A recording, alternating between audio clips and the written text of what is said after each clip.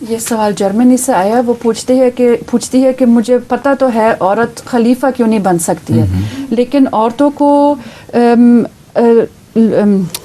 Vote کرنے کا حق دیا گیا، تو خلیفہ کے لیے وہ ووٹ نہیں ڈال سکتے، اس کی کیا حکمت ہے؟ ووٹ وہ عورتیں عورتوں میں ڈالتی ہیں عورتوں کے لیے. جب خلیفہ انہوں نے چننا نہیں تو ان کو ووٹ ڈالنے کا بھی کوئی حق نہیں.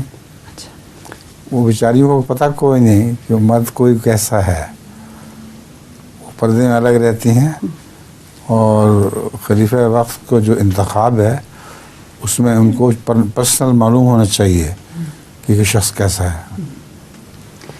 ایک عورت جاتی ہے دکان میں، ریگولر جاتی ہے اور ڈائٹ کی دوائی لیتی ہے، خریدتی ہے، بار بار جاتی ہے، تو وہ جو وہاں کام کرتا ہے وہ بالآخر پوچھتا آپ اتنی ڈائٹ کی دوائی کس کے لیے لے کے جاتی ہے؟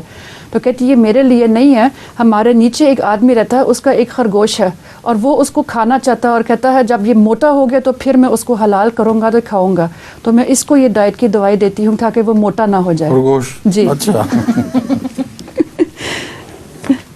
السلام علیکم حضور. وہ ایک عورت تھی، وہ اس نے جا کے بہت کھانا کھایا، اتنا کہ میرا تھک گیا کھانا لا لا کے.